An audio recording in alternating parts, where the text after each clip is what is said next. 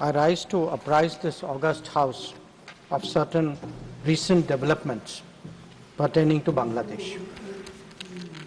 As honourable members are aware, India-Bangladesh relations have been exceptionally close for many decades over many governments.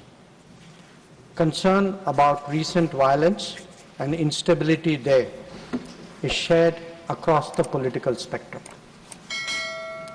Since the election in January 2024, there has been considerable tension, deep divides, and growing polarization in Bangladesh politics.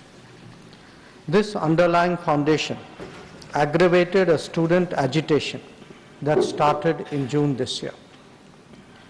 There was growing violence, including attacks on public buildings and infrastructure, as well as traffic and rail obstruction.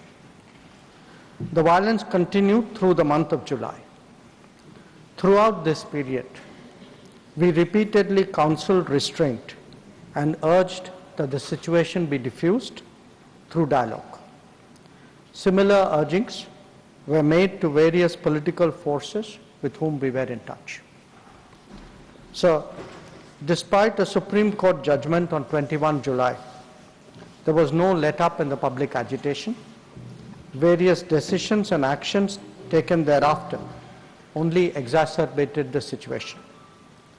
The agitation at this stage coalesced around a one-point agenda, that is that the Prime Minister Sheikh Hasina should step down.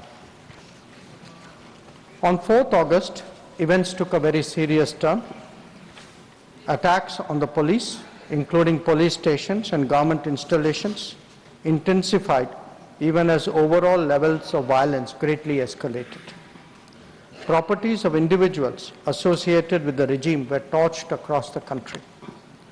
What was particularly worrying was that minorities, their businesses and temples also came under attack at multiple locations. The full extent of this is still not clear. Sir, on 5th August, demonstrators converged in Dhaka despite the curfew. Our understanding is that after a meeting with leaders of the security establishment, Prime Minister Sheikh Hasina apparently made the decision to resign.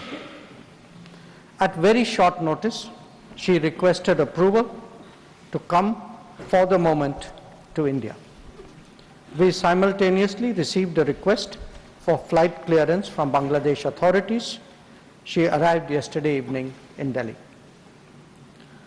The situation in Bangladesh, sir, is still evolving.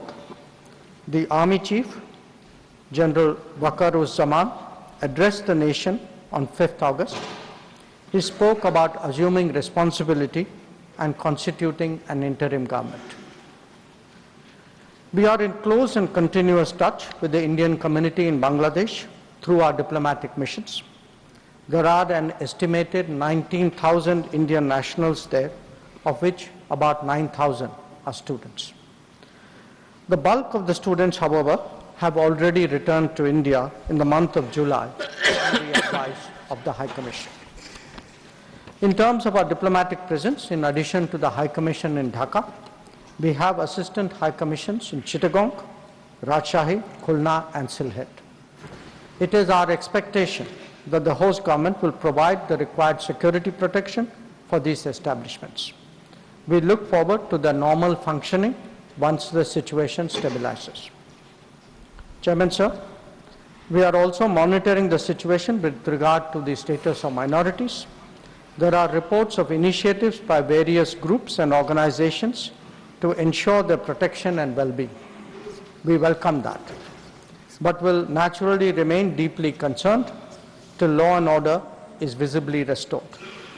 Our border guarding forces have also been instructed to be exceptionally alert in view of this complex situation. In the last 24 hours, we have also been in regular touch with the authorities in Dhaka. This is the situation as of now. I seek the understanding and support of the House in regard to sensitive issues regarding an important neighbor on which there has always been strong national consensus. Thank you.